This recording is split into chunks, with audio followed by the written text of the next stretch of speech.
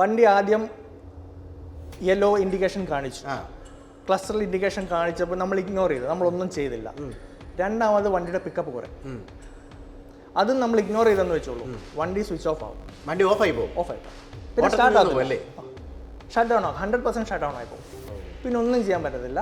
2020-ലായിരിക്കുമല്ലോ BS6 implement ചെയ്തത്. Correct. അപ്പോൾ ഇനി നമ്മുടെ സമൂഹത്തിൽ ഏറ്റവും കൂടുതൽ ചർച്ച ചെയ്യപ്പെടാൻ പോകുന്ന ഇഷ്യൂകളൊന്നായിരിക്കും ഇത്.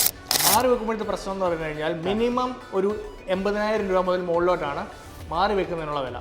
പക്ഷെ അതൊരു 6,000 രൂപയ്ക്ക് ക്ലീൻ ചെയ്ത് തിരിച്ച് ഒരു 98% എഫിഷ്യൻസിയോടെ കൂടെ ഇട്ട് കഴിഞ്ഞാൽ എങ്ങനെയിരിക്കും?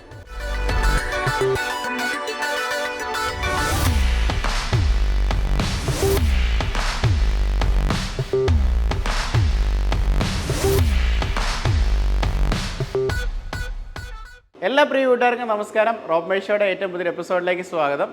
ഡീസൽ വാഹനങ്ങൾ ഉപയോഗിക്കുന്നവരാണ് നിങ്ങളെങ്കിൽ നിർബന്ധമായിട്ട് ഈ വീഡിയോയുടെ അവസാനം വരെ കാണാനായിട്ട് നിങ്ങൾ ശ്രമിക്കുക. കാരണം നിങ്ങൾ നേരിടാൻ പോകുന്ന ഒരു വിഷയത്തെക്കുറിച്ചാണ് ഞാൻ സംസാരിക്കാനായിട്ട് പോകുന്നത്.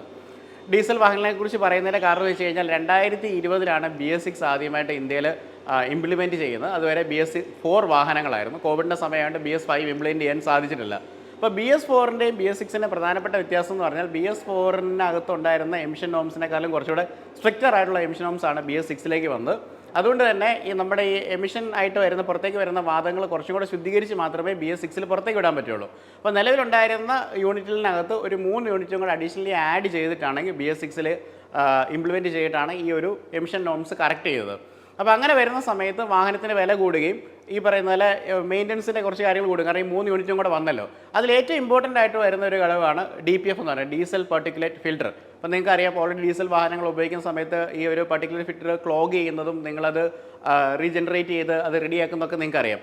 പക്ഷേ ഏതെങ്കിലും ഒരു പോയിന്റിലേക്ക് വരുന്ന സമയത്ത് ഈ ഒരു ഫിൽറ്റർ കംപ്ലീറ്റ്ലി ബ്ലോക്ക് ആയിട്ട് വാഹനത്തിൻ്റെ പുള്ളിങ് ഒക്കെ നഷ്ടപ്പെടാനുള്ള ചാൻസസ് ഉണ്ട്. അപ്പോൾ അങ്ങനെ വരുന്ന സമയത്ത് ഇത് റീപ്ലേസ് ചെയ്യേണ്ട സമയത്ത് ഹ്യൂജ് ആയിട്ടുള്ള ഒരു കോസ്റ്റ് നിങ്ങൾക്ക് വരാനായിട്ട് പോവുകയാണ്. അപ്പോൾ ഇതുവരെ നിങ്ങളിത് അറിയാതിരുന്നതിൻ്റെ കാരണം എന്ന് വെച്ച് കഴിഞ്ഞാൽ 2020 പോലെ 25-ലേക്ക് 5 വർഷം കാലാവധിയായിരുന്നു. മിക്ക വാഹനങ്ങൾക്ക് 5 വർഷം വരെ വാറണ്ടി ഉണ്ടായിരുന്നതുകൊണ്ട് അത് ഈ ഡീലേഴ്സ് അത് ടേക്ക് കെയർ ചെയ്യായിരുന്നു. പക്ഷേ ഇതിന് ഈ വരുന്ന വർഷങ്ങളിലേക്ക് നോക്കുമ്പോൾ അത് നിങ്ങളുടെ പോക്കറ്റിൽ നിന്ന് പോകുന്നതുകൊണ്ട് അല്ലെങ്കിൽ നിങ്ങളത് ചെയ്യേണ്ടി വരുന്നത് കൊണ്ട് അതിന് ഹ്യൂജ് ആയിട്ടുള്ളൊരു എമൗണ്ട് വരാനുള്ള ചാൻസസ് ഭയങ്കര കൂടുതലാണ്.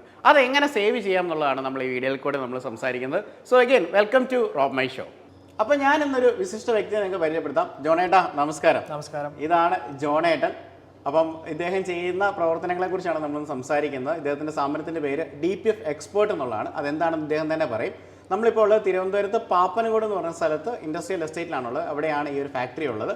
ജോണേട്ടാ, എങ്ങനെയാണ് നിങ്ങളുടെ കാര്യങ്ങളൊക്കെ? നിങ്ങൾ എന്താണ് ആക്ച്വലി ചെയ്യുന്നത്? നമ്മൾ ഈ DPF diesel particulate filter refurbish ചെയ്യുക എന്നുള്ള പരിപാടിയാണ് ചെയ്യുന്നത്. എന്ന് പറഞ്ഞു കഴിഞ്ഞാൽ നമ്മുടെ BS6 വണ്ടികളുടെ വിലയെല്ലാം കൂടിയിട്ടുണ്ട്. കാരണം ഇങ്ങനത്തെ 2-3 ഫിൽറ്റേഴ്സ് ഇതിനകത്ത് ആഡ് ചെയ്തിട്ടുണ്ട്. അപ്പം ഈ DPF എന്ന് പറഞ്ഞ സാധനം റീഫർബിഷ് ചെയ്യുക അഥവാ ക്ലീൻ ചെയ്ത് കൊടുക്കുക എന്നുള്ളതാണ് നമ്മൾ ചെയ്യുന്നത്. ഓക്കെ. കാരണം പുതിയൊരു DPF, നമ്മുടെ ഒരു വണ്ടി ഇപ്പം DPF ക്ലോഗ് ആയി, അങ്ങനെയാണെങ്കിൽ അത് റീപ്ലേസ് ചെയ്യണമെങ്കിൽ എക്സ്പെൻസീവ് ആയിരിക്കും. ഞാൻ ആദ്യമായിട്ട് കേൾക്കുന്നത് DPF നമ്മൾ റെഡിയാക്കി കൊടുക്കുകയല്ല റീഫർബ് ചെയ്യാന്ന് പറയുന്നത്. ശരിക്കും അത് മാറി വെക്കുകയല്ലേ ചെയ്യുന്നത്? അങ്ങനെ ചോദിച്ചു കഴിഞ്ഞാൽ മാറി വെക്കുകയും ചെയ്യാം, റീഫർബിഷ് ചെയ്യുകയും ചെയ്യാം. മാറി വെക്കുമ്പോഴത്തെ പ്രശ്നം എന്ന് പറഞ്ഞു കഴിഞ്ഞാൽ മിനിമം ഒരു 80,000 രൂപ മുതൽ മുകളിലോട്ടാണ് മാറി വെക്കുന്നതിനുള്ള വില. പക്ഷെ അതൊരു 6,000 രൂപയ്ക്ക് ക്ലീൻ ചെയ്ത് തിരിച്ച് ഒരു 98% എഫിഷ്യൻസിയോടെ കൂടെ ഇട്ട് കഴിഞ്ഞാൽ എങ്ങനെയിരിക്കും? ഓ, അത് ശരി. അത്ര സേവിങ്സ് ഒക്കെ ചെയ്യാൻ പറ്റും. വളരെയധികം. ശരിക്കും എല്ലാവരും ഇതിനെക്കുറിച്ച് സംസാരിച്ച് തുടങ്ങുന്നത്. കാരണം DPF-ന്റെ ഇഷ്യൂ എന്ന് പറയുന്നത് എല്ലാവർക്കും അത്ര അവെയർ അല്ല ഡീസൽ, അല്ലേ? ഒരു പക്ഷേ എനിക്ക് തോന്നുന്നത് ഇതിന്റെ വാറണ്ടി പീരീഡ് ഒക്കെ കഴിയാനുള്ള ടൈം ആയിട്ടേ ഉള്ളൂ. 2020-ലായിരിക്കുമല്ലോ BS6 ഇംപ്ലിമെന്റ് ചെയ്തത്. അപ്പോൾ ഇനി നമ്മുടെ സമൂഹത്തിൽ ഏറ്റവും കൂടുതൽ ചർച്ച ചെയ്യപ്പെടാൻ പോകുന്ന ഇഷ്യൂകളൊന്നായിരിക്കും ഇത്. തീർച്ചയായിട്ടും. ഇപ്പം ഓൾറെഡി വണ്ടികളെല്ലാം ഔട്ട് ഓഫ് വാറണ്ടി വന്നു തുടങ്ങി. അതുപോലെ DPF എന്ന് പറയുന്ന അല്ലെങ്കിൽ ആഫ്റ്റർ ട്രീറ്റ്മെന്റ് സിസ്റ്റം എന്ന് പറയുന്നത് വാറണ്ടിയിൽ അധികം ഉൾപ്പെടുത്താതെ വെച്ചിരിക്കുന്ന ഒരു ഭാഗമാണ്. OEMs അധികം ഉൾപ്പെടുത്തുന്നില്ല. ഓക്കെ. അപ്പം തീർച്ചയായിട്ടും മുന്നോട്ട് നീങ്ങുമ്പോൾ പ്രശ്നങ്ങൾ കണ്ടു തുടങ്ങും. അപ്പം 100% എല്ലാവരും മുഴുവനായിട്ട് കണ്ടോ, ഡീസൽ വാഹനമാണെങ്കിൽ ഇത് ഉപകാരപ്പെടും. തീർച്ചയായിട്ടും. ഓക്കെ.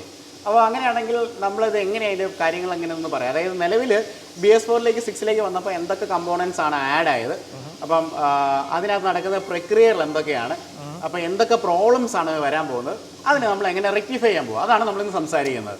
ഓക്കെ. നമുക്ക് ആദ്യം ഉണ്ടായിരുന്ന BS4. അത് കഴിഞ്ഞിട്ട് BS5 നമ്മൾ സ്കിപ്പ് ചെയ്തിട്ടാണ് BS6-ലേക്ക് വന്നത്. അതെന്തുകൊണ്ടാണ്? BS6 ഇംപ്ലിമെൻറ്റ് ചെയ്യാനുള്ള സമയം ഇന്ത്യയിൽ ഇല്ലായിരുന്നു. അതുകൊണ്ട് ഇമ്മീഡിയറ്റ്ലി നമ്മൾ BS6 പോകുമായിരുന്നു. യൂറോപ്യൻ കൺട്രീസ് ഒക്കെ നോക്കിക്കഴിഞ്ഞാൽ Euro 4, Euro 5, Euro 6 അങ്ങനെയാണ് വന്നത്. പക്ഷേ ഇന്ത്യ വന്നപ്പോഴത്തേക്കും BS4 അത് കഴിഞ്ഞ് ഡയറക്റ്റ്ലി നമ്മൾ BS6 ജമ്പ് ചെയ്തു. അപ്പോൾ ഒരു വലിയൊരു ഗ്യാപ്പാണ് നമ്മൾ ജമ്പ് ചെയ്തത്. BS4 ഈ ആഫ്റ്റർ ട്രീറ്റ്മെന്റ് സിസ്റ്റം അല്ലെങ്കിൽ എക്സോസ്റ്റ് വരുന്ന സാധനം ഫിൽട്ടർ ചെയ്യാൻ വേണ്ടിയിട്ട് അധികം കാര്യങ്ങളൊന്നും ഇല്ലായിരുന്നു. എഞ്ചിനിൽ നിന്ന് നേരെ ഒരു സൈലൻസറിലേക്ക് നേരെ അങ്ങ് പോകുമായിരുന്നു. ഒരു കാറ്റലിസ്റ്റിക് കൺവേർട്ടർ മാത്രമേ ഉള്ളായിരുന്നു. അധികം നോംസ് ഒന്നും സ്ട്രിക്റ്റ് അല്ലായിരുന്നു. പക്ഷേ ഹ്യൂജ് ജമ്പ് ആയപ്പോഴത്തേക്കും ഒരു 3 കോമ്പണൻസ് മെയിൻ ആയിട്ട് അതിൻ്റെ അകത്ത് ആഡ് ചെയ്തു. DOC, DPF, SCR.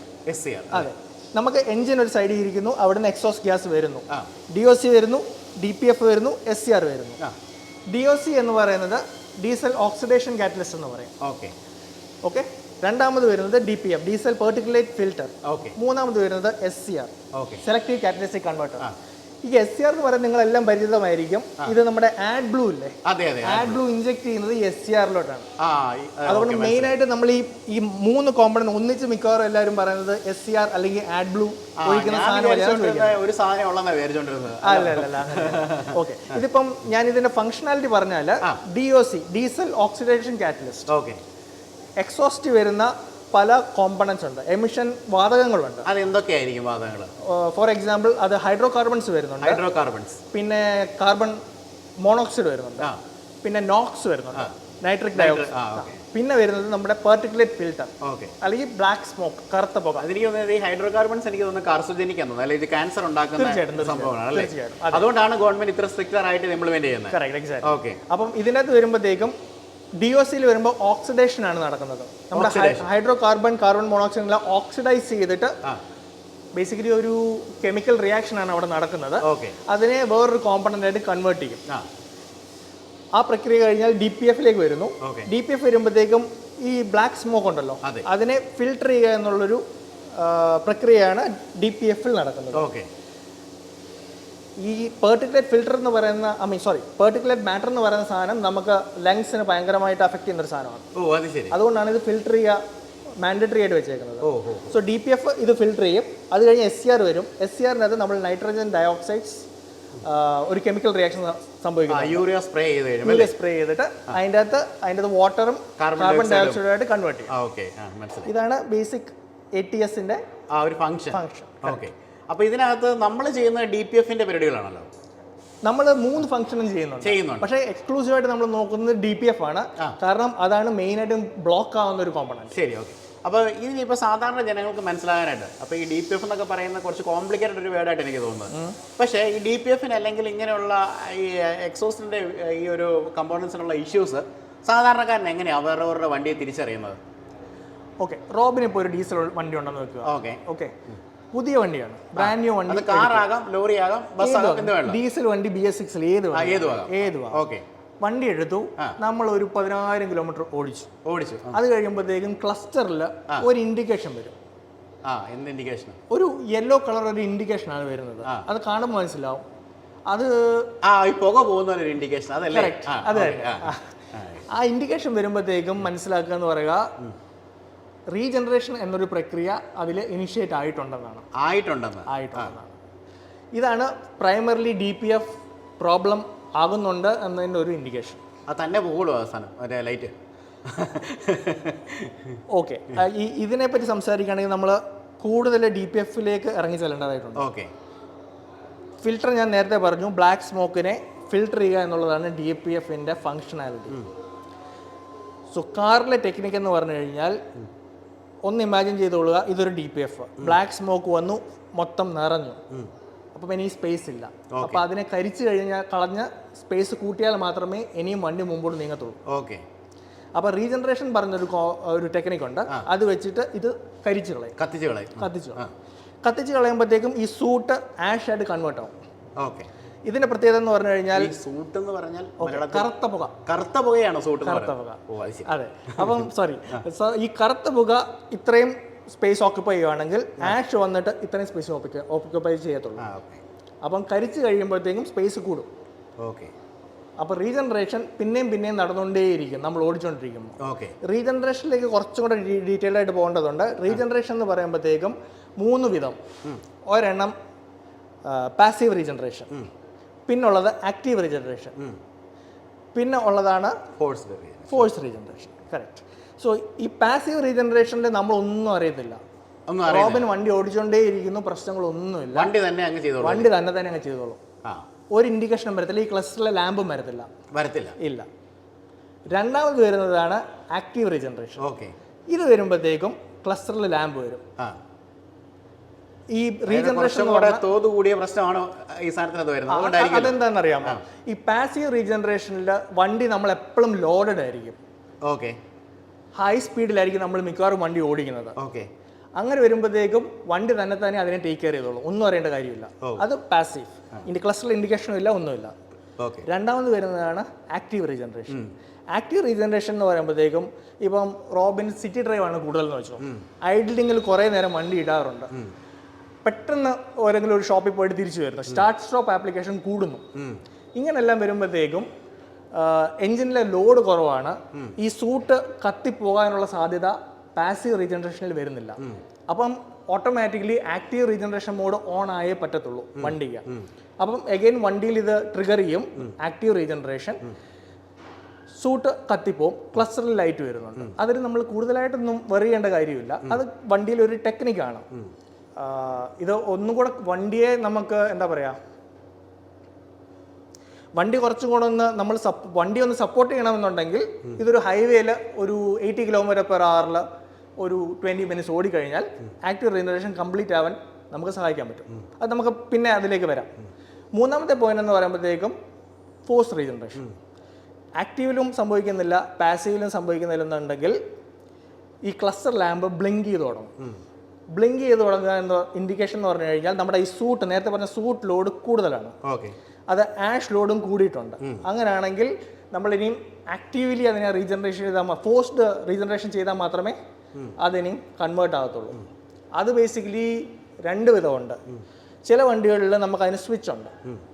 വണ്ടി പാർക്ക് ചെയ്യുക ഒരു നല്ല സ്ഥലത്ത്, എന്ന് പറഞ്ഞാൽ കുറച്ച് ഏരിയ ഉള്ള സ്ഥലത്ത് പാർക്ക് ചെയ്തിട്ട് ഫോഴ്സ് റീജനറേഷൻ ആക്ടിവേറ്റ് ചെയ്യുക. സ്വിച്ച് ഉണ്ട്, സ്വിച്ച് ഇട്ട് കഴിഞ്ഞാൽ വണ്ടി ഓട്ടോമാറ്റിക്കലി റേസ് ആവും, ലോഡ്സ് എല്ലാം കൂടും. അതൊരു 20 to 30 minutes അങ്ങനെ സ്റ്റാൻഡ് അലോണിൽ അത് ഫോഴ്സ് റീജനറേഷൻ ആക്ടിവേറ്റ് ചെയ്യും. രണ്ടാമത്തെ എന്ന് പറയുന്നത് നമ്മൾ ഡീലർഷിപ്പിൽ കൊണ്ടുവരിക. ഡീലർഷിപ്പിൽ കൊണ്ടുവന്നു കഴിഞ്ഞാൽ അവർ അവരുടെ ECM യൂസ് ചെയ്തിട്ട്, അല്ലെങ്കിൽ OBD ടൂൾ ഉണ്ടല്ലോ നമ്മുടെ കമ്പ്യൂട്ടറിലെ, അത് യൂസ് ചെയ്തിട്ട് കത്തിച്ച് കളയും. ഇതാണ് 3 ടൈപ്പ് റീജനറേഷൻ വരുന്നത്.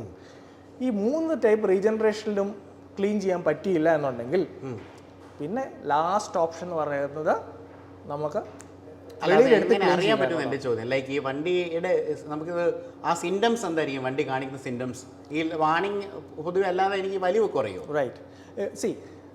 വണ്ടി ആദ്യം യെല്ലോ ഇൻഡിക്കേഷൻ കാണിച്ചു, ക്ലസ്റ്ററിൽ ഇൻഡിക്കേഷൻ കാണിച്ചപ്പോൾ നമ്മൾ ഇഗ്നോർ ചെയ്തു, നമ്മളൊന്നും ചെയ്തില്ല. രണ്ടാമത് വണ്ടിയുടെ പിക്കപ്പ് കുറയും, അതും നമ്മൾ ഇഗ്നോർ ചെയ്തെന്ന് വെച്ചോളൂ, വണ്ടി സ്വിച്ച് ഓഫ് ആവും, വണ്ടി ഓഫായി പോകും. പിന്നെ സ്റ്റാർട്ട് ആകും, ഷട്ട് ഡൗൺ ആകും, 100% ഷട്ട് ഡൗൺ ആയി പോകും. പിന്നെ ഒന്നും ചെയ്യാൻ പറ്റത്തില്ല. പിന്നെ നമ്മൾ ഡീലർഷിപ്പിൽ കൊണ്ടുപോയി ഈ ഫോഴ്സ് റീജനറേഷൻ ചെയ്യാൻ ട്രൈ ചെയ്യാം. ആയാൽ ഓൾ ദി ബെസ്റ്റ്. ഇല്ലെന്നുണ്ടെങ്കിൽ 10,000-100,000 രൂപ കയ്യിൽ നിന്ന് പോകും അല്ലേ? തീർച്ചയായിട്ടും. ഓക്കെ. അപ്പം ഇതെങ്ങനെ ഇത് ബ്ലോക്ക് ആകുന്നത്? ലൈക്ക് ഈ ആഷ് കൊണ്ട് നിറഞ്ഞിട്ടാണ് ബ്ലോക്ക് ആകുന്നല്ലേ? ഈ കൺവേർഷൻ വരുന്ന ആഷ് നിറഞ്ഞ് വന്നു കഴിയുമ്പോഴത്തേക്കും പിന്നെ ഒരു പോയിന്റിൽ സ്പേസ് ഇല്ലാതായി പോകും. അപ്പോൾ പിന്നെ ഒന്നെങ്കിൽ മാറ്റി വെക്കുക, അല്ലെങ്കിൽ റീസ്റ്റോർ ചെയ്യുക. ഇതിൽ ഏതെങ്കിലും ഒരു ഓപ്ഷനായിട്ട് മാറും. ശരി, റീസ്റ്റോർ ചെയ്യുന്നതുകൊണ്ടുള്ള പ്രയോജനം എന്ന് പറഞ്ഞു കഴിഞ്ഞാൽ ഇപ്പോൾ 90 രൂപയുടെ ഒരു സാധനമാണല്ലോ പുതിയതായിട്ട് മേടിച്ച് വെക്കണമെങ്കിൽ, റീസ്റ്റോർ ചെയ്യുകയാണെങ്കിൽ എത്ര രൂപയാകും, അല്ലെങ്കിൽ അതിന് കോസ്റ്റ് എന്തായാലും? ഓരോ ബേസിക്കലി ചെറിയ കാറാണെങ്കിൽ ഞാൻ ഫോർ എക്സാമ്പിൾ ബ്രാൻഡിന്റെ ഒരു എക്സാമ്പിൾ വെച്ച് പറഞ്ഞാലും മതി.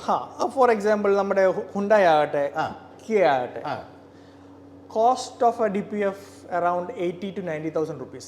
പുതിയൊരു യൂണിറ്റിന്റെ വില. അത് നമ്മൾ ചെയ്യുമ്പോഴത്തേക്കും ഓൺ ആൻ ആവറേജ് ഒരു 6,000 rupees. 6,000 രൂപയ്ക്ക് നന്നാക്കാം.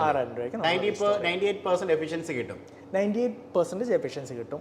പ്ലസ് നമ്മൾ അപ്രൂവ്ഡ് ആണ്.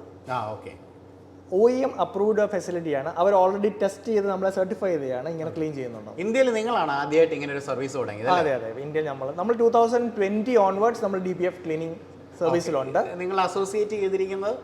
നമ്മൾ മിക്കവാറും എല്ലാ ഡീസൽ മാനുഫാക്ചറേഴ്സുമായിട്ടും അസോസിയേറ്റ് ചെയ്തിട്ടുണ്ട്. എന്ന് പറഞ്ഞാൽ പേര് പറയുകയാണെങ്കിൽ കിയ ഉണ്ട്, ഹുണ്ടായി ഉണ്ട്, മഹീന്ദ്ര ഉണ്ട്, ടാറ്റ മോട്ടോഴ്സ് ഉണ്ട്, ആരെയാ വിട്ടുപോയേ? മിക്കവാറും എല്ലാം എല്ലാ ബോക്സ് നിലവിൽ നിങ്ങളാണ് ഇപ്പോൾ ചെയ്യുന്നത് അല്ലേ? ഇതുവരെയായിട്ടും നമ്മൾ വാറണ്ടി വെഹിക്കിളിലായിരുന്നു ഫോക്കസ് ചെയ്യുന്നത്. ഓക്കെ. ഇപ്പം സാധനങ്ങൾ ഔട്ട് ഓഫ് വാറണ്ടിയിലേക്ക് ആയി തുടങ്ങിയിട്ടുണ്ട്. അപ്പം ഡെഫിനറ്റ്ലി പലരും അപ്രോച്ച് ചെയ്ത് തുടങ്ങിയിട്ടുണ്ട്. അപ്പോൾ അവർക്ക് നമ്മൾ ഡയറക്റ്റ്ലി ചെയ്ത് കൊടുക്കും. ഓക്കെ. അതെ. അപ്പം നമ്മളിപ്പം ഈ മൊത്തത്തിലൊരു പ്രോസസ്സും കാര്യങ്ങളും പറഞ്ഞു. ഇപ്പം എൻ്റെ പിന്നിലൊരു മെഷീൻ ഇവിടെയുണ്ട്. ഈ മെഷീൻ ആയിരിക്കുമല്ലോ ഒരുപക്ഷെ ആണെന്നാണ് എൻ്റെ ഒരു വിശ്വാസം. ഇതിലായിരിക്കുമല്ലോ വർക്ക് ചെയ്യുന്നത് അല്ലേ? അപ്പം നമ്മൾ ആക്ച്വലി ഇപ്പോൾ കംപ്ലൈൻ്റ് ആയിരിക്കുന്ന ക്ലോഗ്ഡ് ആയിട്ടിരിക്കുന്ന അല്ലെങ്കിൽ മൊത്തം ബ്ലോക്ക് ആയിരിക്കുന്ന DPF ഇവിടെ ഞാൻ കൊണ്ടുതരുവാണെങ്കിൽ നിങ്ങൾ ചെയ്യുന്ന പ്രോസസ്സുകൾ എന്തൊക്കെയായിരിക്കും? ഇപ്പം നമ്മുടെ വണ്ടി ഒരെണ്ണം ക്ലോഗായി, ഡീലർഷിപ്പിൽ ചെന്നു അല്ലെങ്കിൽ ഒരു ഗ്യാരേജിൽ ചെന്നു, അവർ ചെക്ക് ചെയ്തിട്ട് പറഞ്ഞു ഓക്കെ ഇത് DPFന്റെ പ്രശ്നമാണ്. 2 ഓപ്ഷൻ താങ്കൾക്ക് തന്നു. റോബിനോട് പറഞ്ഞു ഒന്നെങ്കിൽ മാറ്റി വെക്കുക, അല്ലെങ്കിൽ വേണമെങ്കിൽ നിങ്ങൾ ട്രൈ ചെയ്ത് നോക്കുക, നന്നാക്കി നോക്കാം. ഇവിടെയാണ് 10,90,000 രൂപയാവും. സ്ഥലം ഉണ്ടെങ്കിൽ ഒന്ന് കൊണ്ടുവച്ചോളാൻ പറയും. അതെ. അപ്പം ആ പാർട്ട് നമുക്കവിടെ ഇൻവേർഡ് ആയി കഴിഞ്ഞാൽ ഫസ്റ്റ് നമ്മൾ ഇൻസ്പെക്ട് ചെയ്യും. പാർട്ട് വന്നു ലെറ്റ്സ് സേ നമ്മുടെ ഒരു ബ്രാൻഡിന്റെ പേര് തന്നെ എടുക്കാം, ഹുണ്ടായുടെ ഒരു പാർട്ട് വന്നു, ക്രെറ്റയുടെ ഒരു പാർട്ട് വന്നു, DPF വന്നു. നമ്മളപ്പോൾ അത് ഇൻസ്പെക്ട് ചെയ്യും ആദ്യം. 2 സൈഡിൽ നിന്നും ഫിസിക്കൽ ഡാമേജസ് ഉണ്ടോ, ഡെന്റ് ഉണ്ടോ, ക്രാക്ക് ഉണ്ടോ, ബേൺ ഉണ്ടോ.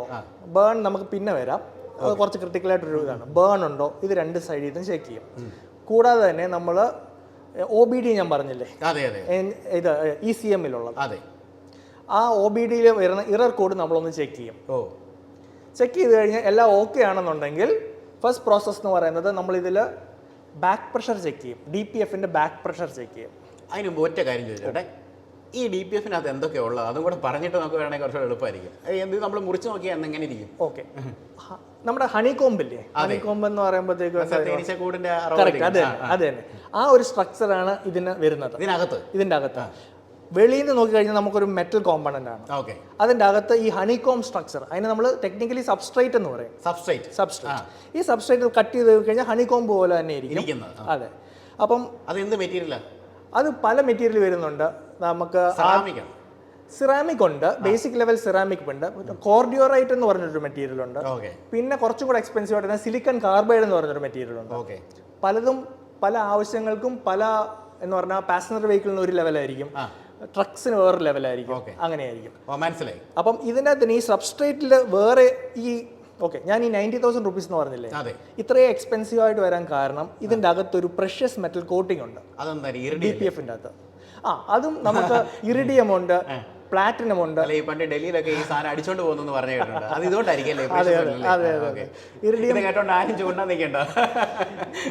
ഇറിഡിയം, പ്ലാറ്റിനം, റോഡിയം, പലേഡിയം, പല മെറ്റീരിയൽ ഉണ്ട്. ഇത് നമ്മുടെ ഈ റീജനറേഷൻ എന്ന് പറഞ്ഞല്ലോ കുറച്ച് മുമ്പേ, അതിനെ ഒന്ന് സിംപ്ലിഫൈ ചെയ്യാൻ വേണ്ടിയിട്ട് യൂസ് ചെയ്യുന്ന മെറ്റീരിയൽ, കാറ്റലിസ്റ്റ്. അതെ. അപ്പം എന്താ സംഭവിക്കുന്നത് വെച്ച് കഴിഞ്ഞാൽ ഈ കോട്ടിംഗ് ഉണ്ടെങ്കിൽ നമ്മുടെ റീജനറേഷൻ പ്രോസസ് കുറച്ചും കൂടെ ഈസി ആവും. മനസ്സിലായി. അപ്പോൾ ഇതാണ് നമ്മുടെ കട്ട് സെക്ഷൻ എടുത്തു കഴിഞ്ഞാൽ കാണാൻ പറ്റുന്നത്. ഇതാണ്. ഇനി നമുക്ക് തിരിച്ചു വരാം. അപ്പോൾ നിങ്ങൾ ആദ്യമേ ഇത് കൊണ്ടുവന്നു, ഈ സാധനം ഇവിടെ കൊണ്ടുവന്നു, അതിലേക്ക് ഒരു പ്രഷർ അപ്ലൈ ചെയ്ത് നോക്കും അല്ലേ? അങ്ങനെ നോക്കുമ്പോൾ ഇവിടുന്ന് കൊടുക്കുന്ന അതേ പ്രഷറിന്റെ ഇന്റൻസിറ്റി ഇപ്പുറത്തും നോക്കാറില്ല, ഇറങ്ങി വരുന്നുണ്ടോ എന്നായിരിക്കും നോക്കുന്നത്. അങ്ങനെ ആയിരിക്കുമല്ലോ അല്ലേ? കറക്റ്റ്. ബ്ലോക്ക് ആയി നിൽക്കുമ്പോൾ നമ്മൾ ബാക്ക് പ്രഷർ ഇതിനെ പറ്റും എന്ന് പറഞ്ഞാൽ തിരിച്ചടിക്കായിരിക്കും. നമ്മുടെ കോമ്പണന്റിന്റെ ഒരു സൈഡിൽ നിന്ന് നമ്മൾ പ്രഷർ അപ്ലൈ ചെയ്യും. ആ സൈഡിലോട്ട് ബ്ലോക്ക് ഒന്നും ഇല്ലെങ്കിൽ ഫ്രീ ഫ്ലോയിങ് ആയിരിക്കും, അങ്ങനെ ഇറങ്ങിപ്പോണം ഈ പ്രഷർ, എയർ പ്രഷർ. പക്ഷേ ബാക്ക് പ്രഷർ തിരിച്ചടിക്കുമ്പോഴത്തേക്കും എത്ര പ്രഷർ ഉണ്ടെന്നുള്ളതാണ് നമ്മൾ നോക്കുന്നത്.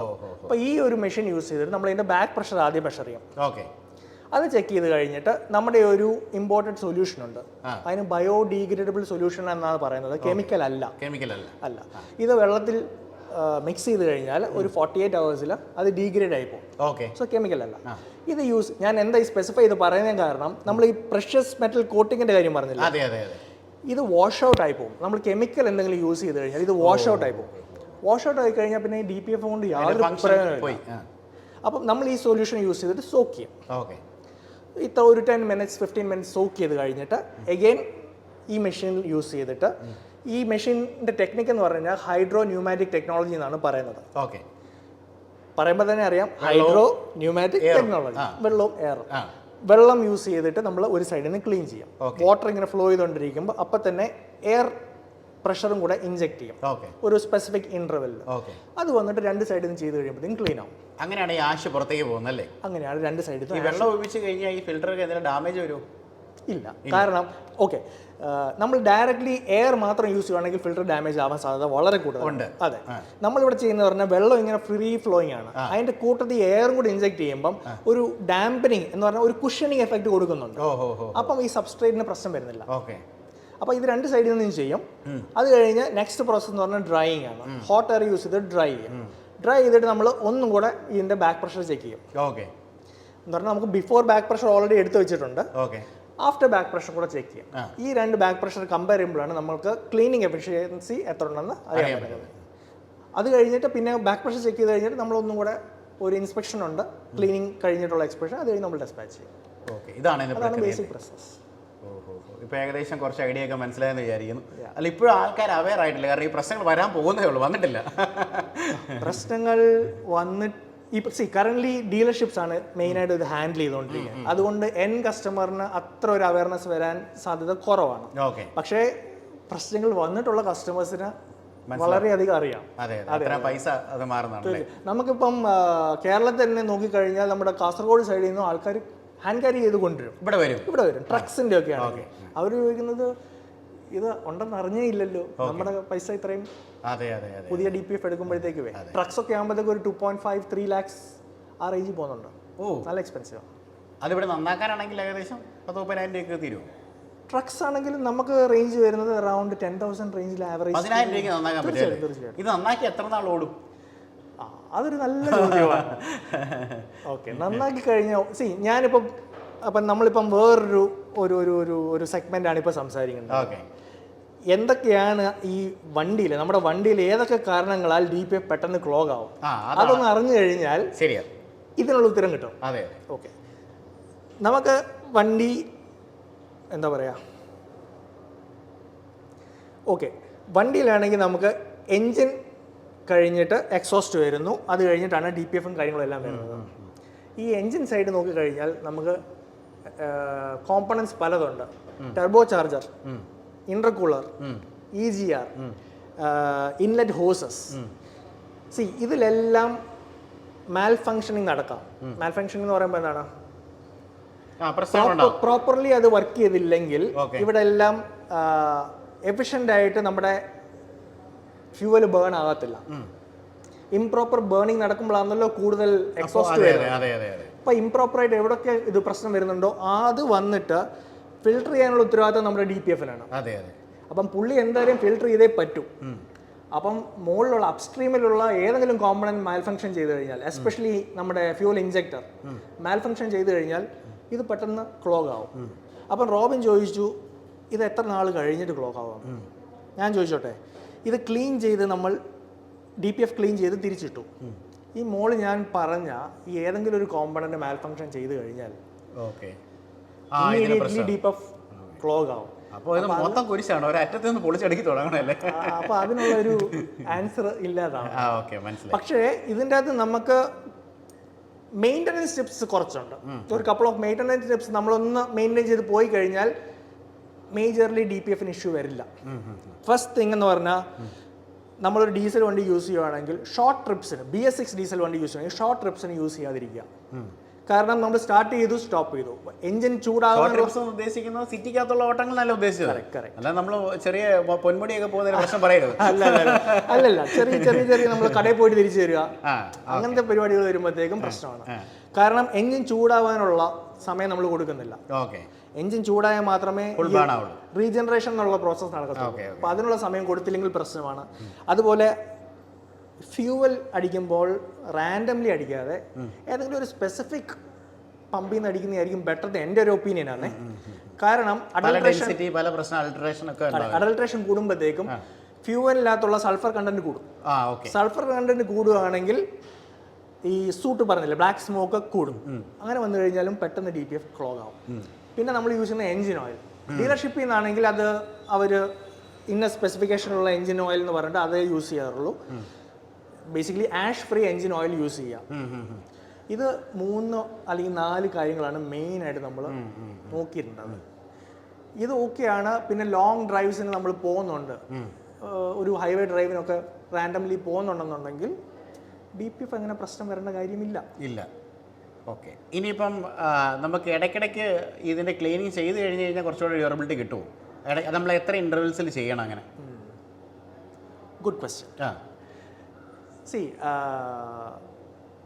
ഇത് കംപ്ലൈൻറ്റ് ആകുന്നവരെ നോക്കിയിരിക്കണ്ടല്ലോ. തീർച്ചയായിട്ടും ഇതിന് അഡ്വാൻറ്റേജ് ഉണ്ട്, ഇതിന് ബെനിഫിറ്റ്സും ഉണ്ട്. അത് ഓക്കെ. ഇപ്പം നമ്മൾ ക്ലീൻ ചെയ്യാതെ അങ്ങ് ഓടുകയെന്ന് വെച്ചോ, ക്ലസ്റ്ററിൽ ഇൻഡിക്കേഷൻ വന്നു റീജനറേഷൻ ഉള്ളത്, ഇതും വിട്ടിട്ട് നോക്കുമ്പോൾ നമുക്ക് പിക്കപ്പ് കുറയും. നോട്ടീസ് ചെയ്ത് കഴിഞ്ഞാൽ ഫ്യൂവൽ എക്കോണമിയും വളരെ കുറയും, മൈലേജ് കുറയുന്നതും തീർച്ചയായിട്ടും കാണാം. ഇതിൻ്റെ റീസൺ എന്ന് പറഞ്ഞു കഴിഞ്ഞാൽ ഞാൻ നേരത്തെ പറഞ്ഞല്ലോ, ആഷ് വന്ന് അടിച്ചുകൊണ്ടേ ഇരിക്കുകയാണ്. അപ്പം ആഷ് വന്ന് അടിയുന്ന കൂട്ടത്തിൽ എക്സോസ്റ്റ് ബാക്കി തള്ളി പോകണമെങ്കിൽ കൂടുതൽ ഇന്ധനം യൂസ് ചെയ്തേ പറ്റത്തുള്ളൂ. ഫ്യൂവൽ യൂസ് ചെയ്താലേ ആ പിക്കപ്പിനെ നമുക്ക് എന്താ പറയുക മറികടക്കാൻ പറ്റുള്ളൂ. രണ്ടാമതെന്ന് പറയുമ്പോൾ ഈ റീജനറേഷൻ എന്ന് പറയുന്നത് ബേൺ ചെയ്യുകയാണ്. നമ്മൾ ഫ്യൂവൽ ഇഞ്ചെക്ട് ചെയ്തിട്ടാണ്, എക്സ്ട്രാ ഫ്യൂവൽ ഇഞ്ചെക്ട് ചെയ്തിട്ടാണ് റീജനറേഷൻ നടക്കുന്നത്. അപ്പോൾ അവിടെയും ഫ്യൂവൽ യൂസ് ചെയ്യുന്നുണ്ട്.